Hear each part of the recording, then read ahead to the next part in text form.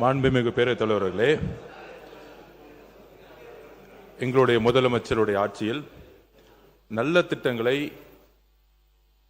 அது திமுகவோ அதிமுகவோ ஆட்சியில் ஏற்படுத்த திட்டங்களை, நல்ல திட்டங்களை வரவேற்று அதை அப்டேட் செஞ்சிட்டு இருக்கார்.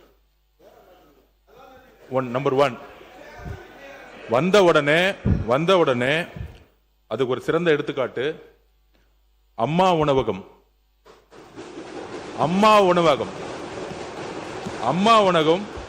எங்கேயும் சரியா செயல்படல.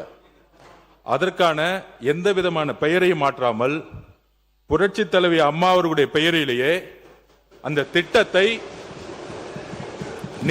நிதியை ஒதுக்கி இன்றைக்கு எந்த இடத்திலையும் ஆதாரம் இருக்கா இல்லையான்னு அதிமுக உறுப்பினர்கிட்ட கேட்டு பாருங்க. அம்மா உணவகம் சிறந்த செயல்படல 5 வருஷம். இது அதிமுக உறுப்பினர்களுக்கே தெரியும். அந்த திட்டத்தை நிதியை ஒதுக்கி இன்றைக்கு ஒவ்வொரு தெருவிலையும் அம்மா உணவகம் சிறப்பா செயல்பட்டு இருக்கு. அதுதான் எங்களுடைய முதலமைச்சர். உறுப்பினர் மாண்பு பேரவைத் தலைவர் அவர்களே, அம்மா உணவகம் என்பது அவங்களுடைய ஆட்சியிலே, அதிமுக ஆட்சியிலே அவர்கள் கொண்டு வந்தது. திமுக ஆட்சி வந்த பிறகு நம்முடைய அன்றைக்கு இருந்த முன்னாள் முதலமைச்சர் அவர்கள் அதை தொடர்ந்து நடத்த வேண்டும் என்று தான் உத்தரவிட்டு தொடர்ந்து நடைபெற்றது. அதில் பணியாற்றுகிறவர் அனைத்து பேருமே தற்காலிக பணியாளர்களாக தான் இருந்தார்கள். அவர்கள் போட்ட பணியாளர்களை கூட நீக்கவில்லை.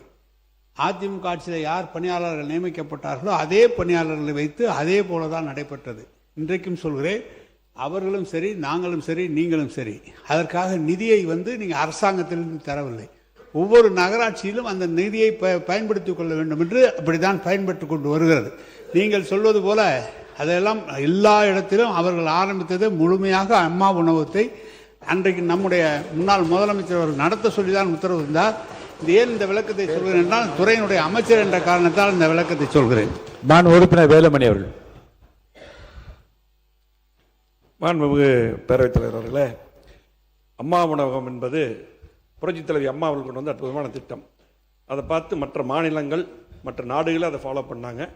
ஆனால் கடந்த திமுக ஆட்சியில் நான் பல முறை பேசும்போது சொல்லியிருக்கிறேன், திமுக ஆட்சியில் அவங்க அம்மா உணவகத்தை சரியா பண்ணலைங்கிறது நான் ரெக்கார்டு பண்ணியிருக்கிறேன். அது மட்டும் இல்லை, நிதி ஒதுக்கலைன்னு சொல்லி போட்டு முன்னாள் அமைச்சர் அண்ணன் சொன்னாங்க. நிதி யாருமே ஒதுக்கன்ட்டு அதிமுக ஆட்சியில் 2018 எங்களுடைய முதலமைச்சர் அவர் அண்ணன் இருக்கும்போது 100 கோடி ரூபாய் தனியாக நிதி ஒதுக்கி இருக்கிறதுக்கு தனியா நிதி ஒதுக்கி இருக்குது. அரசு அந்த நிதியை மாநகராட்சி கொடுத்திருக்காங்க. ஆகவே இன்னைக்கு இல்ல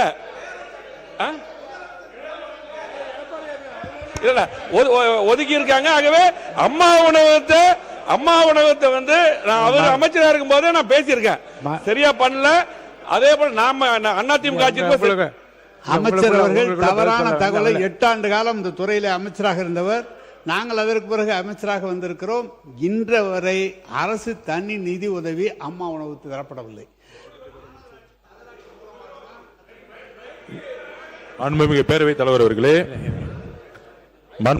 தலைவர்களே, உண்மை மக்களுக்கு தெரியும்.